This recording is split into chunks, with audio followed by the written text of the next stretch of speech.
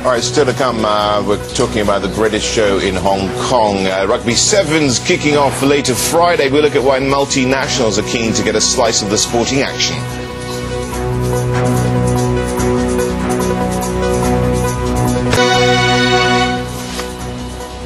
You're watching On the Move. Let's tell you about the Rugby Sevens. It starts off in Hong Kong a bit later on Friday. We're seeing a rise in the competition for advertisers to sponsor such large sporting events. Credit Suisse, in fact, handing over sponsorship of the Sevens to HSBC. They're going to be taking it on next year. To tell us more about sponsorship in sports, we're joined by Vanda Sports Group's Chief Executive, Ian Mullane. Ian, thanks for coming in. Right, okay, we had this change in sponsorship. We've got Credit Suisse no longer doing it for a variety of contractual reasons here. But does it work? I think increasingly the evidence points to it doing so, yes. How do you know?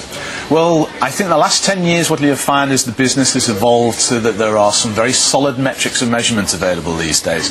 You can't seriously expect the type of sums that are changing hands of sponsorship deals to consistently do so unless there is strong evidence that it does work. So I think if you were to ask a marketing manager now and organisations that are involved in sports sponsorship, you'll find that they are increasingly aware of how to measure the effectiveness. Could you give some examples of that? Well, it all depends on what it is you're actually trying to achieve. So, the old traditional sports sponsorship was based around branding and branding on there, whether it be the uniform, be in the stadium or whatever.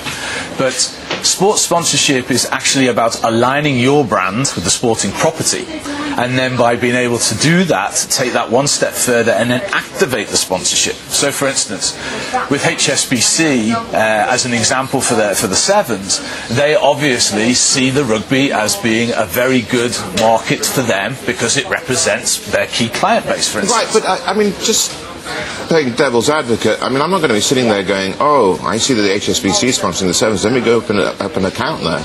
I agree, and there is always going to be that element to it, but I feel that if I am a supporter of a particular football club, for instance, Liverpool Football Club, and am I going to go to Standard Chartered and open a bank account? I think there's a much higher probability if I am in the 14 through to the 24-year-old age group. Right? Now, for yourself and myself, who may be a little bit further along in life, they probably have had a bank relationship for a long, long time.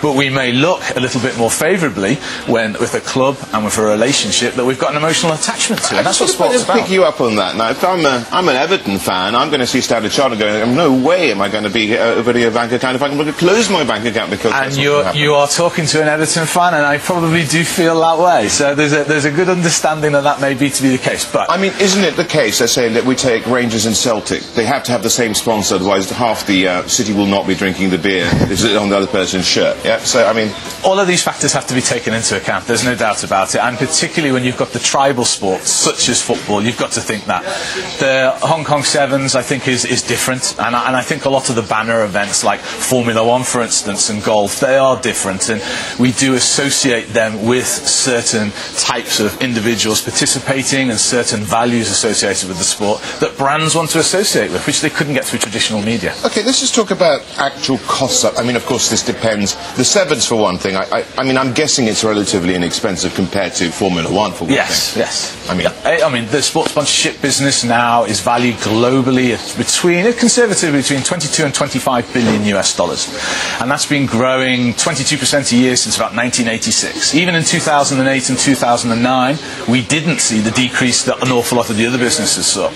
But overall, sponsorships are available in a whole variety. I mean, Formula One, for instance, Johnny Walker's 5-year deal with McLaren was 100 million.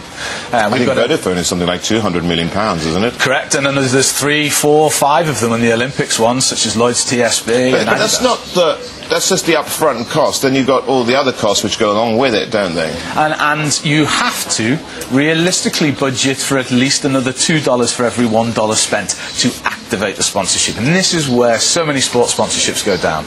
The signing of a document that says we are now the naming sponsor is just the very beginning. It's getting value out of it. If I've aligned my brand with that sporting property, I then need to find a way to transfer the strength of that brand into it. Okay.